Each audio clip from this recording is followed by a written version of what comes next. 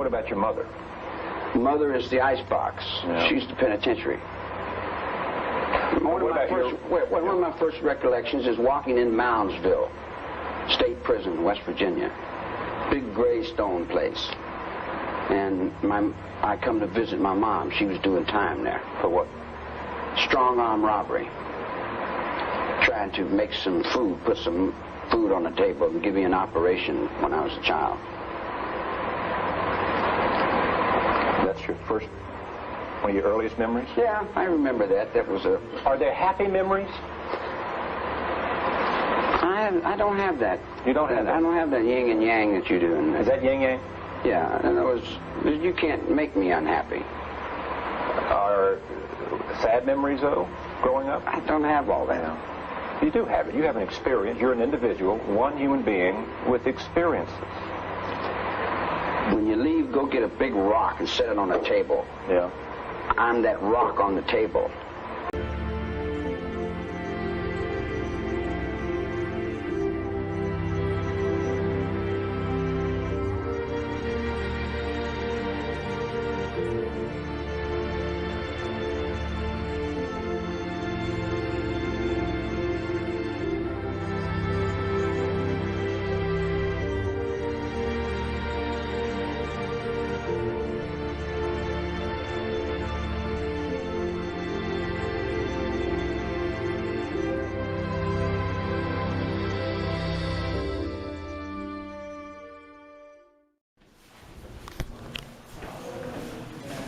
Visitor Center. Huh? Visitor Center. It is? You didn't have to see, you're gonna be in here all day. Oh, really? To ask a question I'm gonna be talking about during the tour, I'll let you know. So we're gonna get started here. Everything started because President Abraham Lincoln gave West Virginia statehood June 20th of 1863. The capital was Wheeling. The felons were all housed in county jails. And the new governor wanted to get them all in one spot. Moundsville was chosen for location for the penitentiary because it was close to the capital at the time. 1866, legislature approved everything. The construction started. The felons from county jails were all put to work in rock quarries in 3 counties. They hand-cut all this sandstone and built their new home. They cut the largest stone here, 5.5 feet wide. They put it 6 feet underground. That was supposed to prevent tunnel escapes. It didn't work. There were around 500 escapes from here in 129 years. Okay, they kept all the felons here until they were moved out of here March 17th in 1895. 2 new facilities had been built. Most of them went to a new facility in Fayette County called Mount Olive.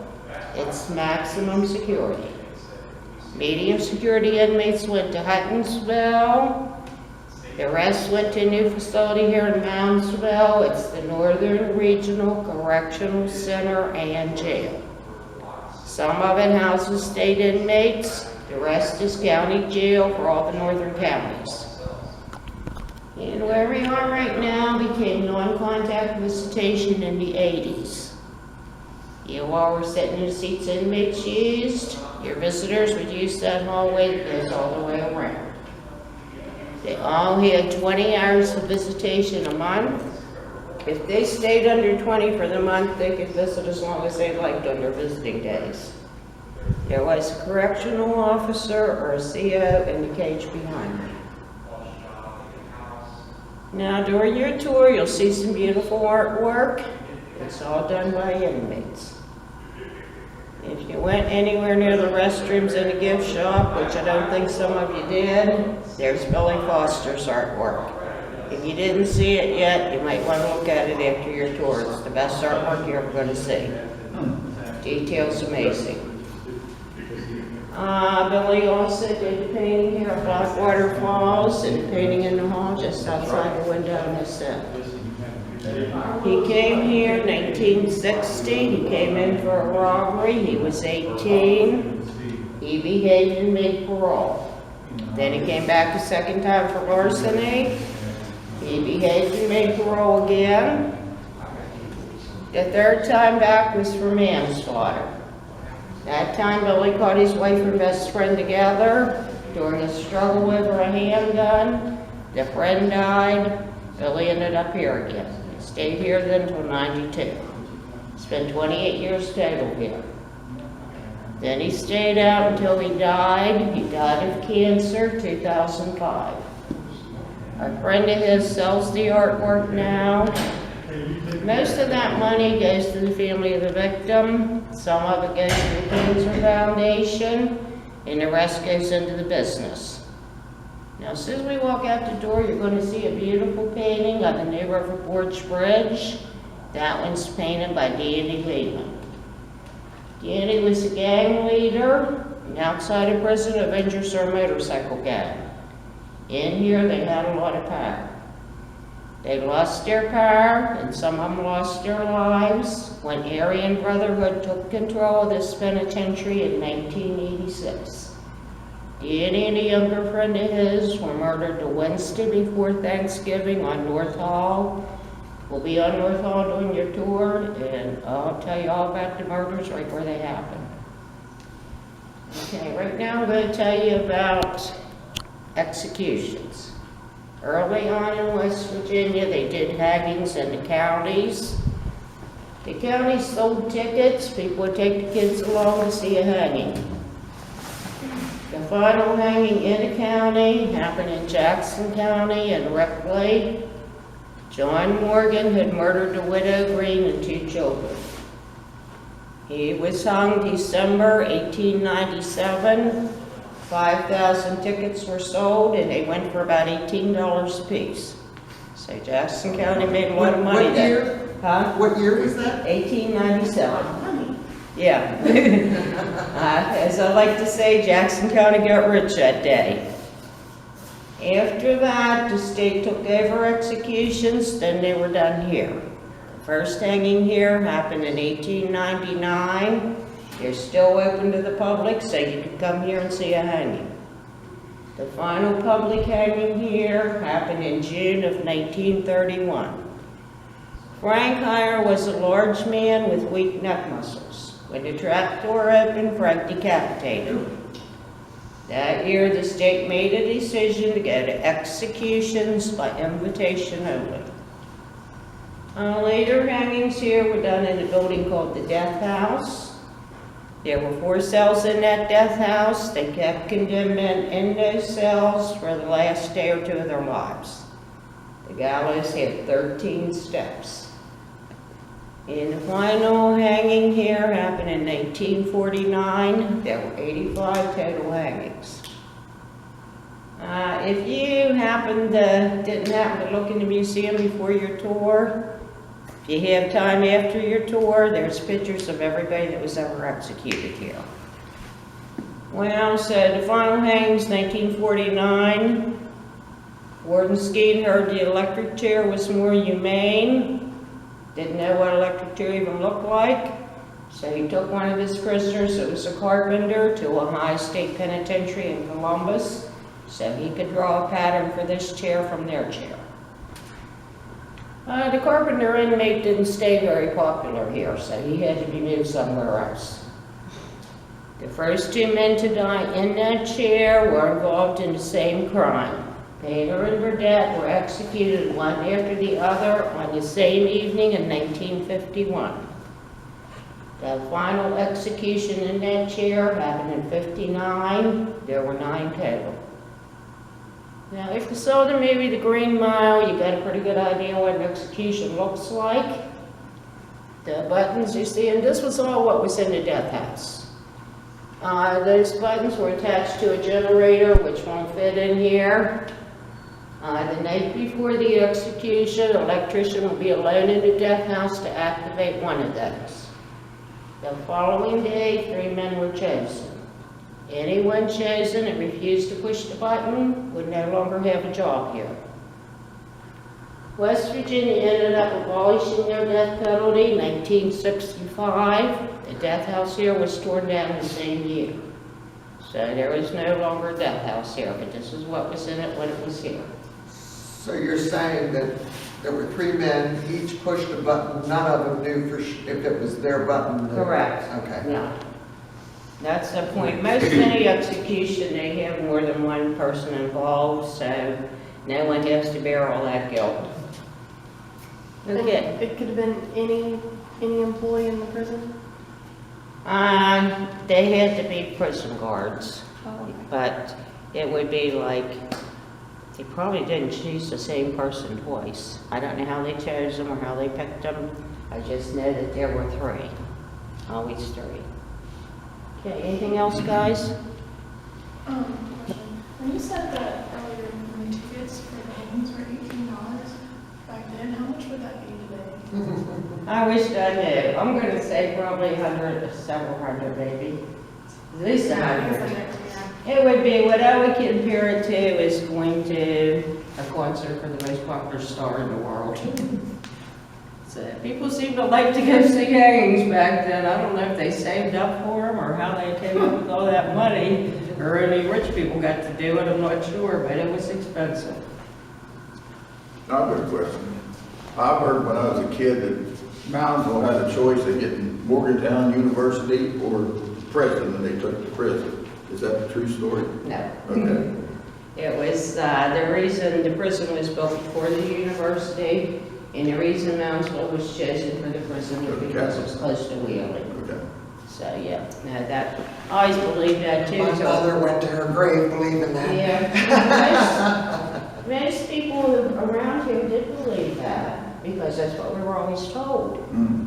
But then I read an article, after I started working here. I don't even know if we still have it hanging here. I think we do, it's out in the museum area. It tells you that, you know, it says Prisoner University, and it explains that Yeah. it wasn't that way. It was just, it was something that started, I don't know when it started, but everybody I know that ever looked around here believed that we had a choice between having a prison or a university, and we chose a prison. But that wasn't the truth. It was just put here because it was close to the capital. So when did the capital go to Charleston? What year was that? You know? I don't know, this is what happened. Early on in the state history, it kept moving back and forth. It would go to Charleston, then come back to Wheeling, then go to Charleston, back to Wheeling. Then they finally settled for Charleston because it's more centrally located in the state than Wheeling is. Anything else, guys? Okay, now we get out here and you look at Danny Lehman's artwork. Take a look at Danny Lehman's picture, and then you'll know who I'm talking about when I'm talking about the guy that was murdered on North Hall.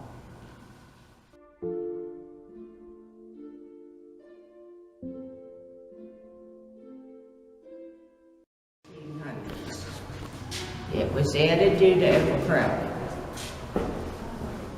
Back in the 1920s, I'm talking the late 1920s, the penitentiary over on that side, he had 800 cells. They ended up with over 2,000 inmates. So they had to put 3 guys in a cell. Because of that, the state decided to build a new one. Now, the way they were planning on paying for construction, they used to let contractors open businesses in here, and prisoners would work for them.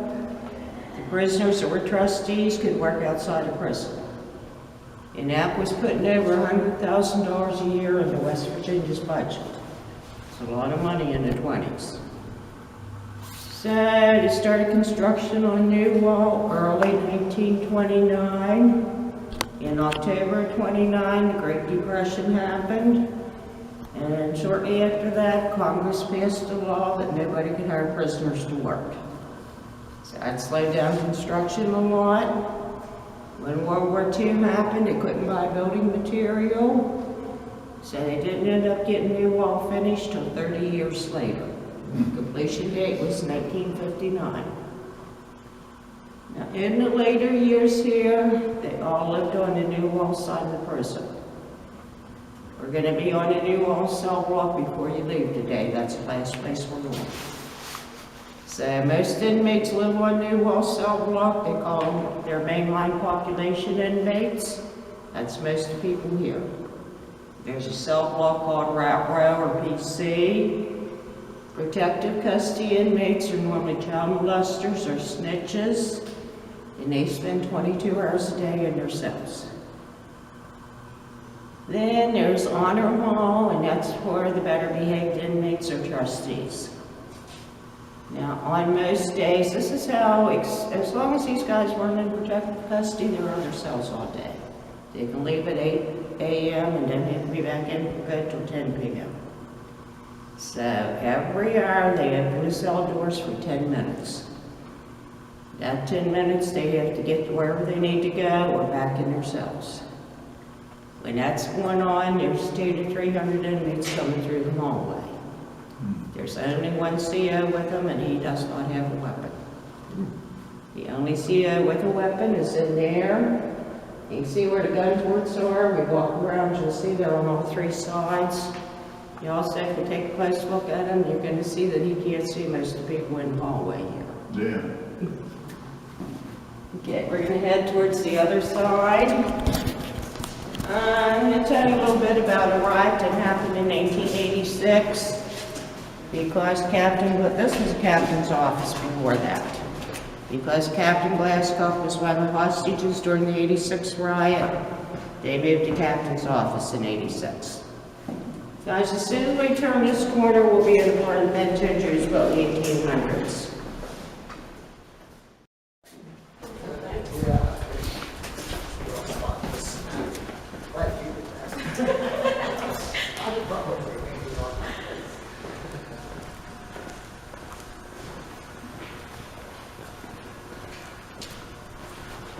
Back in the 1800s, the first cell block was at this end of the penitentiary.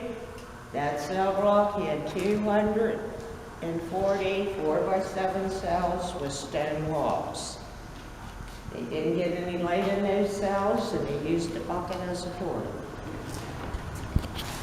In the early 1900s, things improved some. They added the North Hall cell block. They took the cell block here out and replaced it with the South Hall cell block. Then they had 800 5x7 steel cells with toilets and sinks. Electricity was put in, they all had light in their cells. Now, the South Hall cell block that used to be here was removed in the 70s. You can still see it because when we see North Hall, you're going to see the same cells. When they removed South Hall, they converted the lower level into dining hall and kitchen. Sometimes when guys were cooking in the kitchen, there were rats running across tables. And sometimes they were picking roaches out of mashed potatoes. Other than that, food was pretty good. The worst riot ever started in the dining hall, New Year's Day, 1986. A lot of guys that worked here were partying too much the night before and didn't show up for work. One of the guys that didn't make it to work that day was the guy that was supposed to be up there with a weapon. So when inmates came in with homemade weapons, they were the only ones with weapons. 16 COs and one food service employee were taken hostage. None of them were murdered. 3 inmates that were snitches were brutally murdered. The inmates chose Danny Lehman and Alvin Gregory that worked at the law library to do the negotiating. And Danny wouldn't settle anything till Governor Rushmore got here. He's on a family vacation in Florida. He got called immediately. He hung around for another day and didn't show up till the following day. That made the hostages pretty angry. So they would not shake his hand when they were released. They negotiated for 52 hours, and inmates got most of their demands. The big one was the state did agree to build them a new cafeteria. It got finished in 1987 and it cost over $3 million. Then they put walls up here, and the room we're in now became contactless station. So, you know, it's a family-friendly artwork. One of the artists, there's 3 artists that did all this, and one of them is colorblind.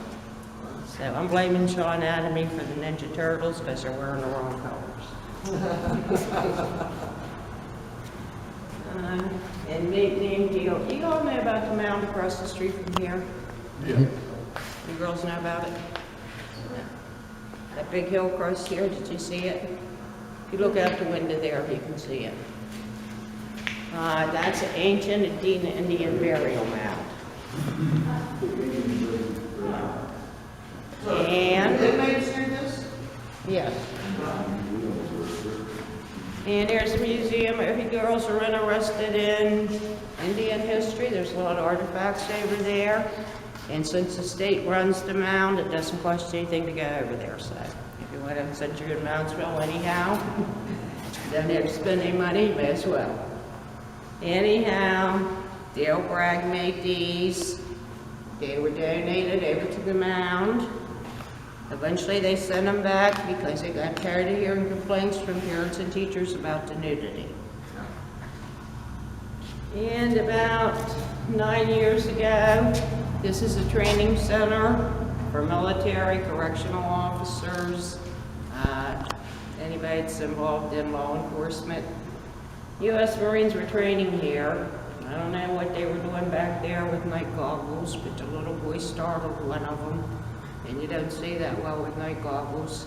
So one of the Marines hit the little boy in the face with the butt of his rifle. So he hasn't had a face for quite a while now. The man who made those got moved to the Northern Regional Correctional Center. He had an outside gardening job. He left the garden one day and went to California. Out there he murdered a police officer, and he did die of AIDS in prison out there.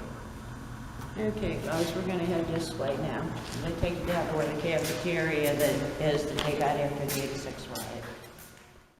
The state shop from the center door to the corner. The state shop's where they keep state issue clothing and bedding.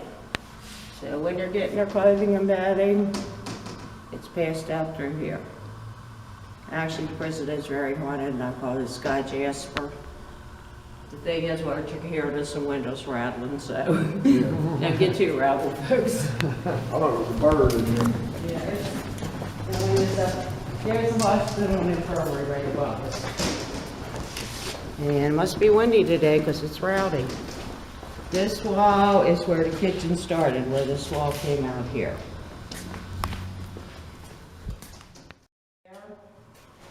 A nurse is in there, puts her meds in there and slides it out. Somebody watches them take meds. And that's a good thing, but it didn't really matter because there were all kind of drugs being smuggled into here all kind of ways.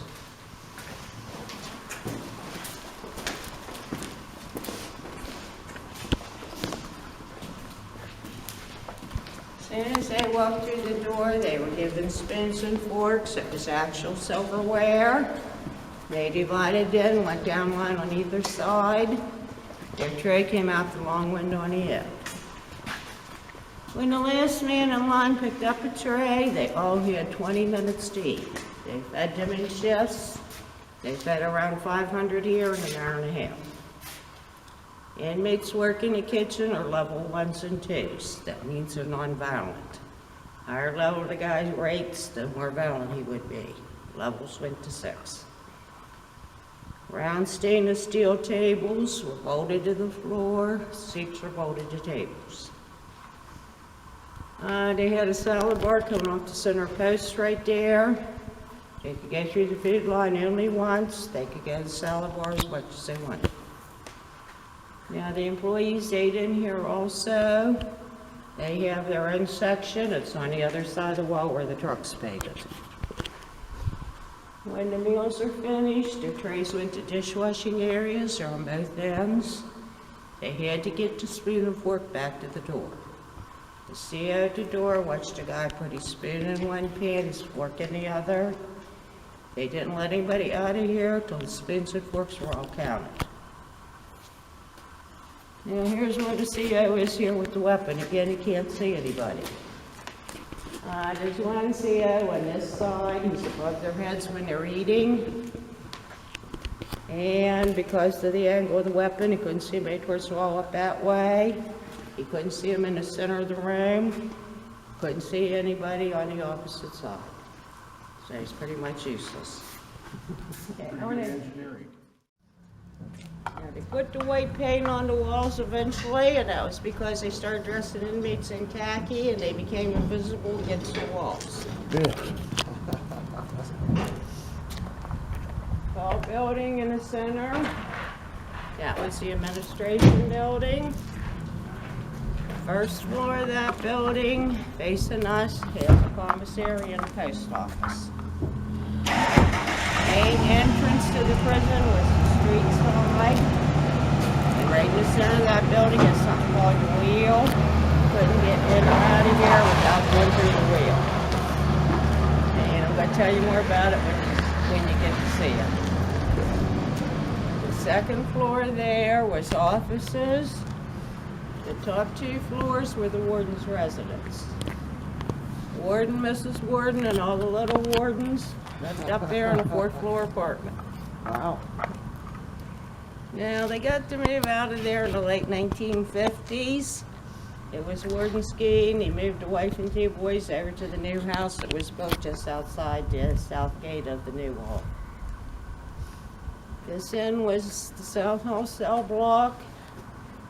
It's the one that was removed in the 70s.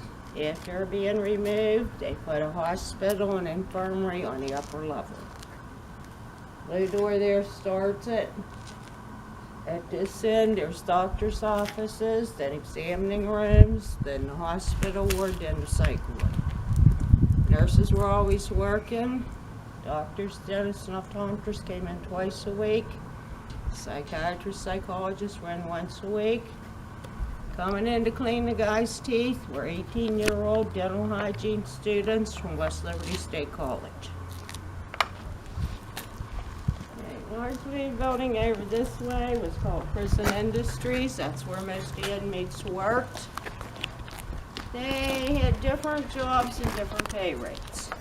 Most of the guys here worked an 8-hour day. They averaged down to about $1.25 a day. The best paid inmates made license plates. I'm being careful here because I'm walking backwards. The guys that made the license plates ended up getting their wages docked. After their wages were docked, they finally quit peeing in the paint. After everybody was out of here, the building was converted into classrooms and offices. The penitentiary became a training center for law enforcement, military, and correctional officers. The first smoke riot happened 2 months after they moved the guys out of here. They moved them out in March. They had the first smoke riot the first week of May, '95. It's been going on ever since. Law enforcement and corrections come here from all over the world for it. We've had as many as 18 countries participating. Most of the states in the U.S. send a team here. There's about 2,000 people in here when the mock riot's happening.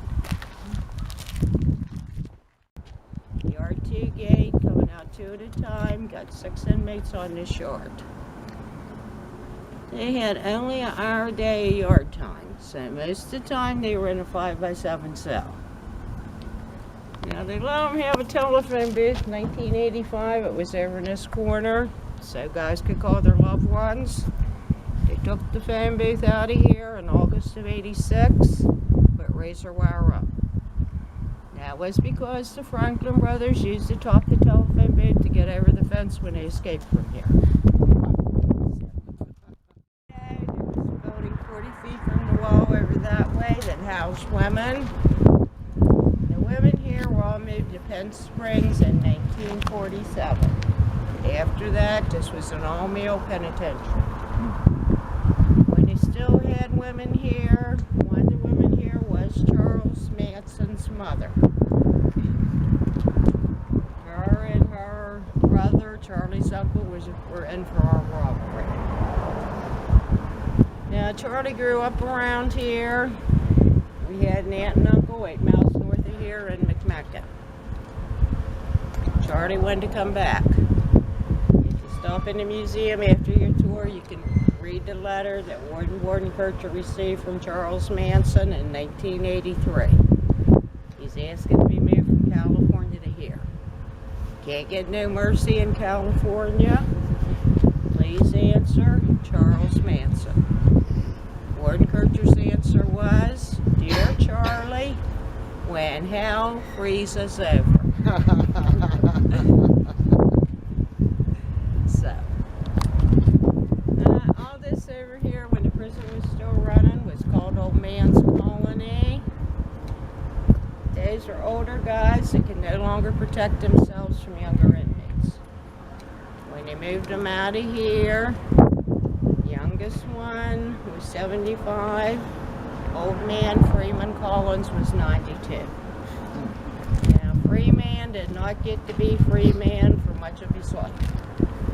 He was a boy when he came through these gates in a horse-drawn wagon.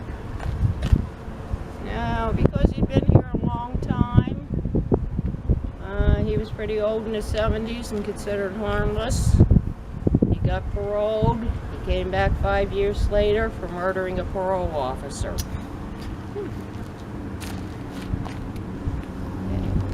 Get back in history again. The wagon gate was the first structure completed when they built the place. In the 1800s, those were dirt floors. The doors were wooden and came open in the center. Because it took a while to build all these walls and get a cell block built, for a long time, prisoners were sleeping in there on dirt floors or the wooden floors above. Now, they did eventually replace the wooden doors with those steel doors. They weigh about 14 ton. If you want to see a counterweight that operate them, it's over in the corner on this side. If you want to look the big hall in there, where the trap doors open, supposedly that's where the first 9 hangings here took place.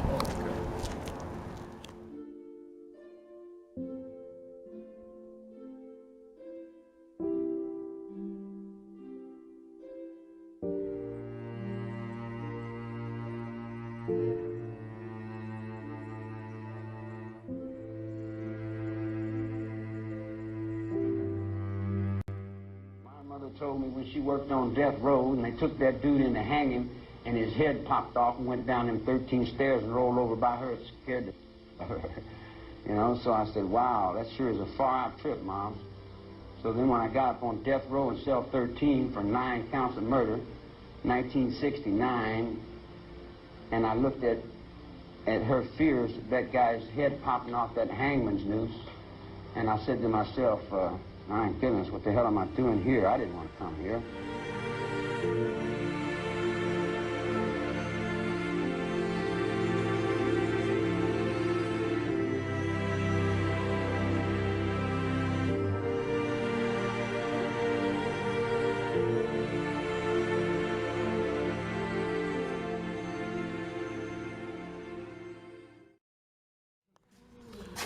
This is how they fit them in. There were 2 bunks then, and they had a 3rd guy and a mattress on the floor. There's 3 guys in this hole? Really? There were in 1920s and 30s. Yeah. So prison was overcrowded. I don't know about the 40s and 50s because they didn't get new wall finished till 59. There could have been 3 guys in there for a long time. The 4 most violent inmates here were eventually moved to these 4 cells and separated from everybody. It's going to sound crazy, but true. They were named Red, White, Blue, and Rusty. The most powerful inmate in the penitentiary was Red Snyder. I believe Red was the leader of Aryan Brotherhood. Red and Rusty Laster could normally play well together, so they were the only 2 allowed to be on the yard together. Well, the problem with that is Rusty is Blue's punk, and he takes his orders from Blue. Blue wanted Red to die, and Rusty got the order to do Red's murder. Red's murder happened in the afternoon, November 19th, 1992. The CO came back and unlocked Red's door and Rusty's door. The COs are out of here before the doors open. Because of the slam rod. You see the slam rod going above the doors? They'll cover them until the CO leaves. When it came open that afternoon, Rusty ran into Red's cell with the weapon he had got from his bed and stabbed Red 37 times. Yeah. And the place is haunted, and Red is one of the spirits that's still here.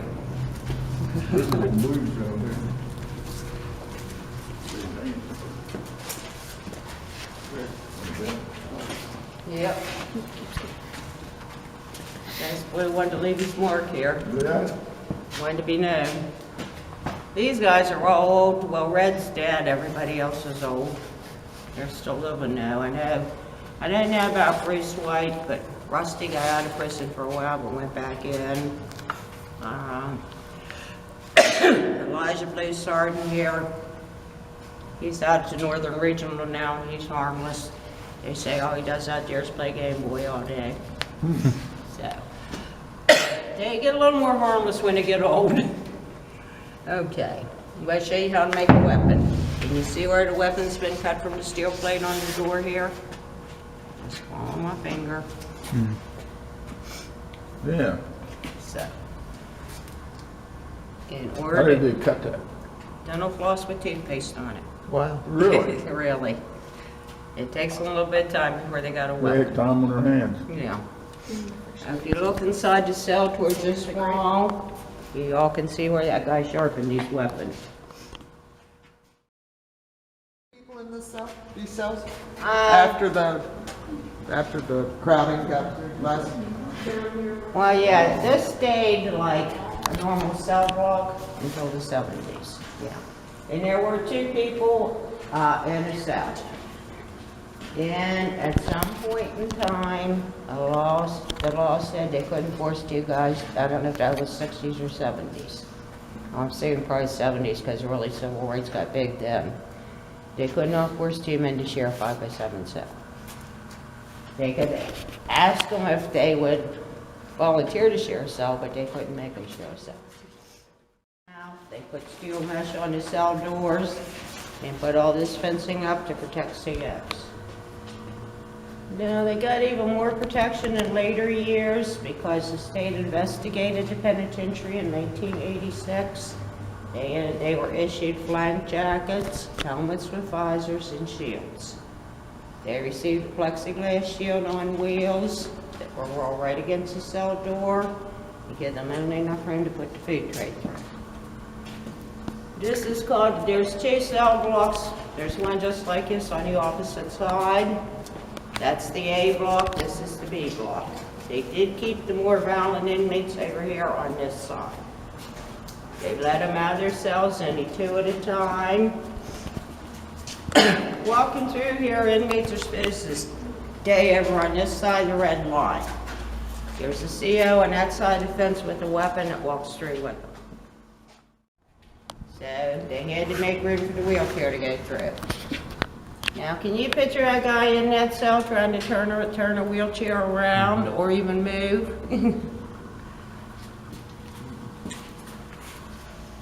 Get arm off the toilet. In the cage up here, the arm you see right there is what controls that slam rod that's running above the steel doors. It's only controlled by manpower. This is the common locking system in older prisons, and this is the reason prisons are called the slammer. Okay guys, I'm gonna bring you on this side now. Gang, because they were responsible for the 86 riot. Problem with that is there's a lot of Aryan Brotherhood here. I don't know how much y'all know about Aryan Brotherhood, but they're really bad people. And they will control, and they will kill anybody that gets in their way. They operate like organized crime. So when Avengers got moved here, they got hurt or murdered. Danny was moved to the first cell over here in the A block right after the riot. 2 months before the murders, Danny's younger friend, Michael McMillan, had been transferred here from Huttonsville. Michael was a good-looking 26-year-old who could have been paroled the following year, but he wasn't alive. He wasn't a target, he just ended up in the wrong place that day. The plan was to get Danny to the back of the cell block alone. They used a man that was friendly with Danny to get him back there. 2 men were hid, one of them grabbed Danny from behind, one other was stabbing. Michael was crossing over back here when this was all going on, and he got stabbed in the back. A weapon hit a main artery that went to Michael's heart. I talked to the EMT that took him to the hospital. He had already bled out by the time he got him into the hospital. Danny was taken to Ohio Valley Medical Center in Wheeling on November 26th. November 28th, Danny was pronounced brain dead and disconnected from machines.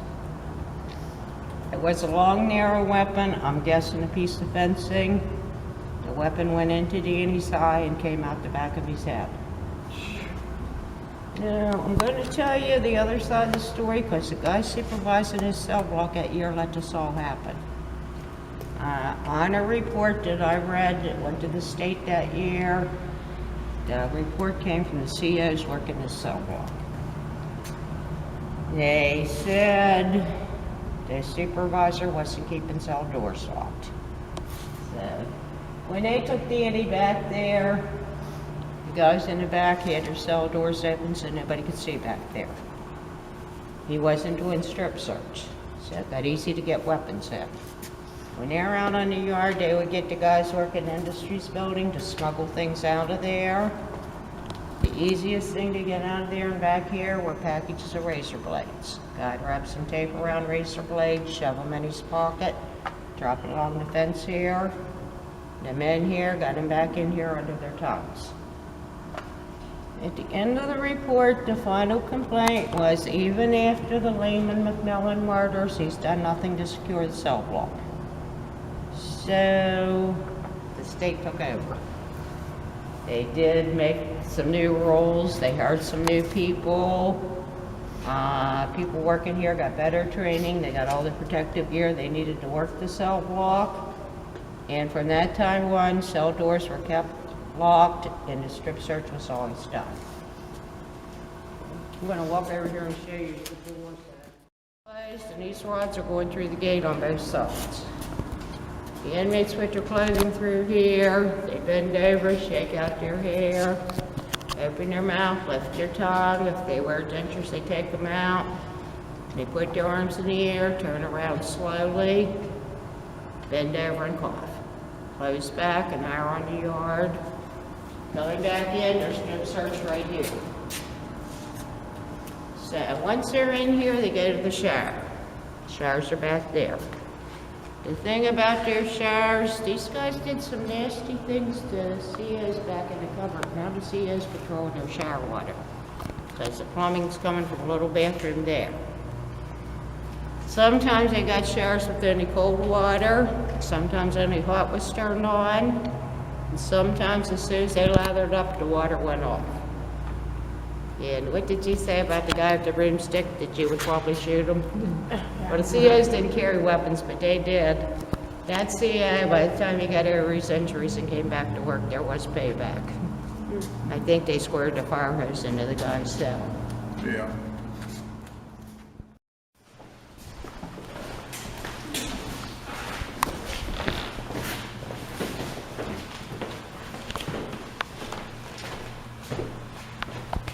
If you want on the wheel, you can get on it.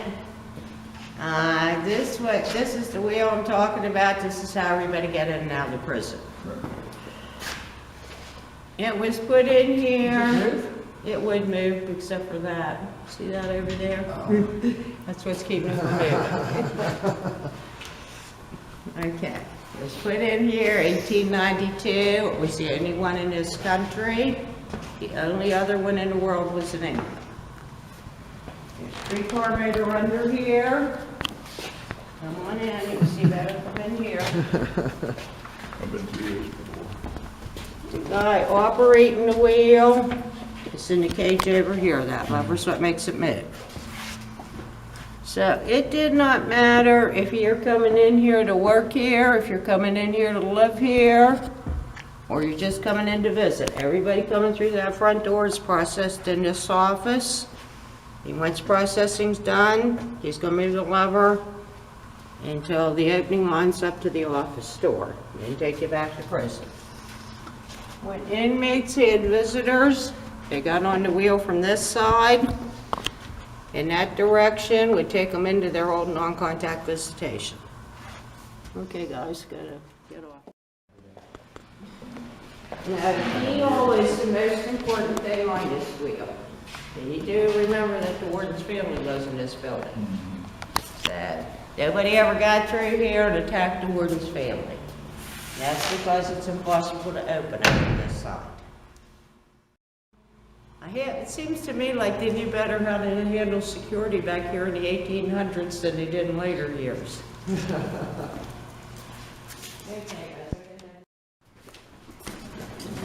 Oh, I'm gonna get crazy again. I found another door open. We're just gonna walk through there, guys. I can hear myself right up like that.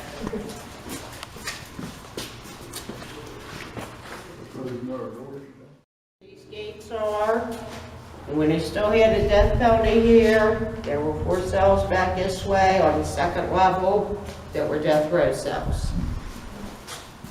After South Hall was removed, this was part of the old kitchen. This area here had refrigerators and freezers, and this is where all the food was stored. Y'all get Netflix? Yes, no? Yes. Well, those of you that do, you have to go. There's a new series out called Mind Hunters. Seen any of it yet? I think I watched one. Huh? I think I saw the beginning. What's it called? Mind Hunters. This is my serial killer. Oh. Well, if you get episode 9, the first part of episode 9 is filmed here at the penitentiary. You'll recognize some of the things you saw today. It's when the FBI first, the one guy's supposed to get the one, it's when the FBI first got into criminal profiling. Something like what they do on Criminal Minds? Yeah, I knew. I watched that show and the name wouldn't come into my mind. I can remember everything about the prison, but in the outside world, I get lost.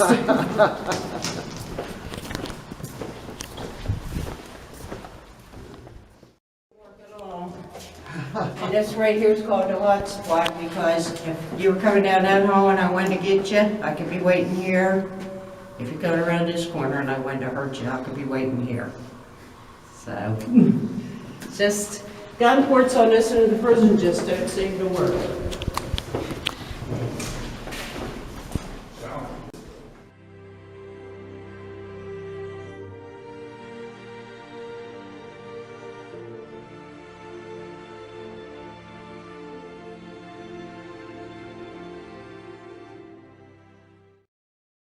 Guys on this end of the prison can be out of their cells all day. And they can be out on their yard anytime they want to be. Much different than the guys on North Hall. The prison had its own football, softball, baseball, basketball, and boxing teams. Local men came in here and played sports against inmates. Actually, John Marshall, the local high school football team, used to come in here and play against the inmates. The things were open to the public. Did get bussed out of here and played outside of prison. Now the chapel over there, it was built by Christian inmates. 1980, the local churches helped. They donated $20,000 to the penitentiary. Christian inmates added their own money and built their own chapel.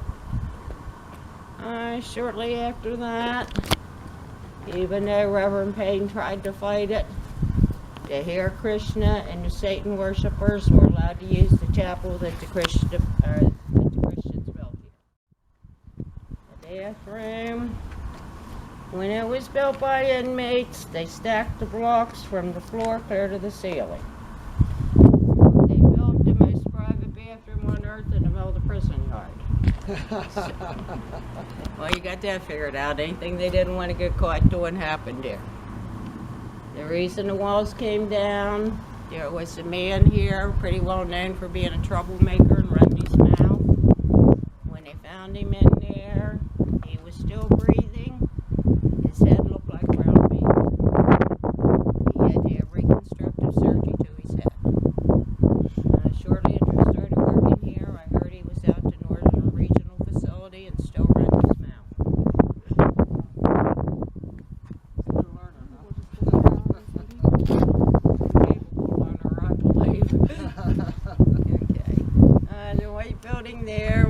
captain of the guard's office until it was moved in '86. After captain was moved out of there, some inmates started running a small closed circuit radio station from there that only broadcast into here. They called that station WPEF.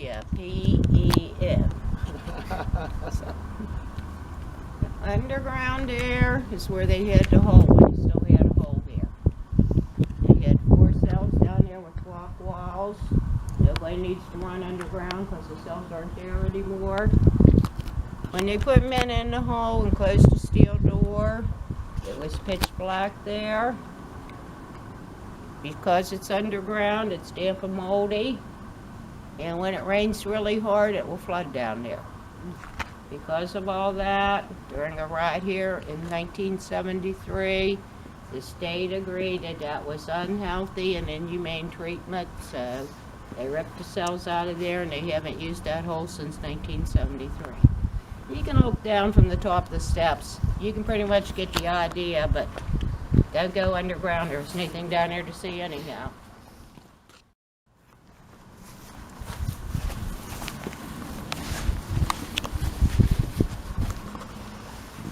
And as soon as you're all ready, I'm going to take you in the cell block at this end. And at the cell block at this end, you can get yourself locked up if you want to.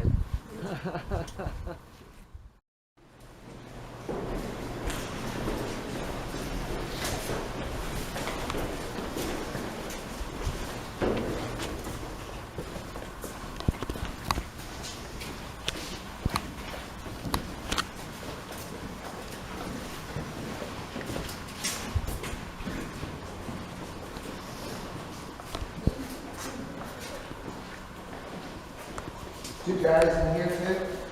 It was built for 2 guys. And when they changed the law that they couldn't force 2 guys to share a cell, some of them still had 2 bunks in them, because they were the ones that were willing to volunteer to share a cell. The new wall is the largest cell block here. The guy's house here are called mainline population inmates. What we have is 4 cell blocks the size of the one we're in. There's over 300 cells. That's what happens when Hannibal Lecter's your cellmate. That's what happens when what? Hannibal Lecter's your cellmate. Oh, I see. There's the problem with there being so many cells and 4 cell blocks. There's as little as 3 COs working a shift. There's never more than 5. So they just can't be everywhere. COs working here, have as much control here as inmates let them have.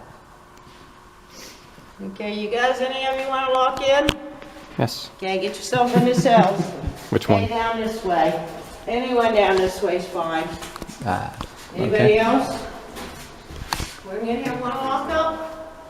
What are you doing? I'll be locked up. I'll be locked up. Yes, you have to get it. Okay, stay put, stay back away from the door.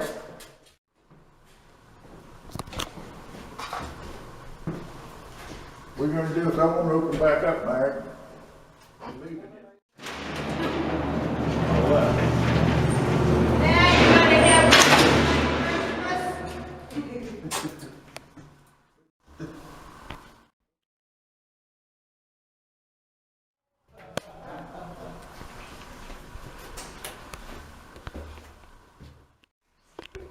You're done. I told you they might not open it back up. It's an old penitentiary. Did you pay her? Well, I can usually open them, but sometimes some of them mess up sometimes. Yeah.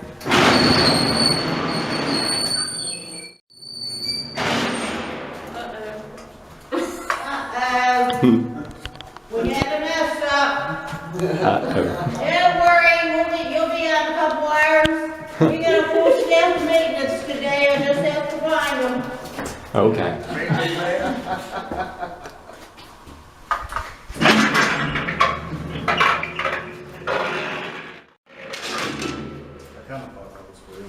free. Freedom Flag. And that's all it is. It goes through the dust, it sucks the stale air out of the cells and brings the fresh in. That's as much air as you're getting. Okay. The guys living here normally painted their cells. They would decorate them, try to make them as homey as possible, and they bought their own personal items to use in the cells. Because it got so hot in the summer, most of them had a small fan with plastic blades. They had televisions and radios. One guy here owned a $7,000 stereo system. Don't know how he got it or where he put it, but I've been told that by 2 different COs. They could not turn anything on unless they were using headsets. They got cable for their TVs, but they did have to pay their own cable bill. Okay, now we're going to turn it to the other side. A lawsuit got started here in 1981 called Crane versus Bordenkircher. When it was settled, Crane wasn't living any longer and Bordenkircher wasn't warden. It was about living conditions. Circuit Court Judge Arthur Recca Wheeling was ruling on the lawsuit, but he had never been inside the prison. They got his attention one day and got him to come here. How they did that, they all wrote their letters on the same day. Every letter he opened that day contained a saran wrap roach. He came, he saw, he didn't like. Almost anywhere here, there were live wires hanging, pretty dangerous. The roaches got about that big. One of the COs here said you put saddles on them. The rats got the size of cats or small dogs. They came out toward us pretty often. The plumbing was a mess. The toilets and sinks went in the 50s. They took a lot of abuse over the years. Sometimes what was in your toilet would end up in your sink. Bigger problem than that, most of the time you've got the guy's raw storage, the guy left above you, his raw storage is dripping from your ceiling. Anyhow, the other thing was the cell size was ruled illegal. After Judge Rex saw all this, he took the lawsuit to the state Supreme Court. In 1886, the Supreme Court deemed the penitentiary cruel and unusual punishment. They wanted everybody out of here by June of '92. Wasn't going to take these guys in '92. Then the Supreme Court upped the date to the end of '94. They actually got them out of here in March of '95. So that's all I got for you folks. You've been a great group. Paid good attention. Asked a lot of good questions. And I enjoyed my tour with you. Thank you. Yep, thanks. And what do you think of your tour with me? Yep, pretty good. Thank you. Now, thanks so much. There's some websites we use, and we would like your opinion of your tour. We got our own website, we got our own Facebook page, and we use TripAdvisor a lot. That gives us a lot of good advertising. If you go on any of them websites and say what you just told me, that you had a great tour, you can say Donna was your tour guide. If you complain about anything, George did your tour. How many, do you just do one tour a day? No, I did three. Yeah, I get to walk around prison all day long. Yeah.